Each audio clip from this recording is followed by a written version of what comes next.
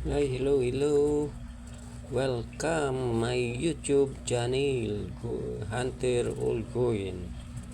Ito na naman, dito na naman po tayo sa ating hobby sa explore ng mga lumang barya at lumang perang papel. Ito ngayon, mayroon tayong nahan dito na iba-ibang uri ng papel. May 5 piso, may 2 piso, may 10 piso, may 50 pesos, may 100 na mga lumang perang papel. Ito po ay binibili ko kung magandang klase. Kaya sa mga viewers ko dyan, subscribers, baka mayroon kayong mga naitabi dyan na mga katulad nitong mga lumang pirang papel, mga sinaunang pirang papel. Ako po ay bumibili depende sa klase ng pera. Pag medyo maganda pa, walang punit, pag-usapan natin yung presyo. Ako hindi naman bumibili ng agrabyado yung yung nagbibenta. Pero hindi naman kataasan yung binibili ko, hindi katulad ng mga sinasabi diyan na binibili nila tag 5,000, 3,000. Sa akin po hindi ganyan.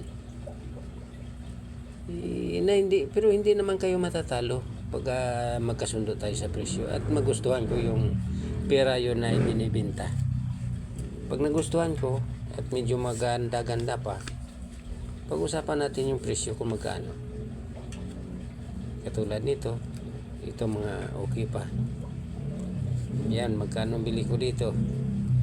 Kasi ito, hindi, sa totoo lang, wala naman bumibili ng ganun nga presyo yung mga sinasabi dyan eh.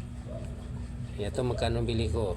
200. Sa akin, may i-upload lang ko sa video, okay na sa akin yun. Ito, tig 200. Kung mayroon kayo dyan, gusto nyo ibenta sa akin, ito, tig 200 yung bibili ko. 2 pisong perang papel. Yung si Rizal pa to ang bagang kwan na si Rizal, 2 piso ang bagong lipunan. Ito tigda 200 yung bili ko dito. Ganun din itong 10 peso, 200. Ito 5 piso, 200 din yung bili ko. Kaya baka mag-inspect kayo na medyo mataas yung inaasahan nyo, katulad yung sa mga binablog ng iba dyan, nabibilhin nila tag 5,000, 10,000. Sa akin hindi po. Kung gusto nyo na mayroon kayo dyan na ibenta nyo, bibilhin ko, pero hindi ganun ka taas ang presyo.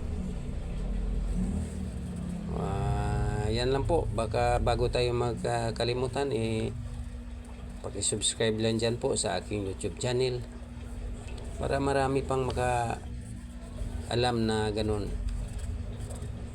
Bumibili ako, magkaano lang kayo dyan sa aking YouTube channel, comment, at saka para malaman natin na mayroon kayong ibibenta. Wala namang problema sa bilihan at saka sa pera pagka nagkasundo tayo. Yan lang po, paki-subscribe lang po dyan sa aking YouTube channel. Maraming salamat po. Like and share lang po. Maraming salamat sa inyo panonood.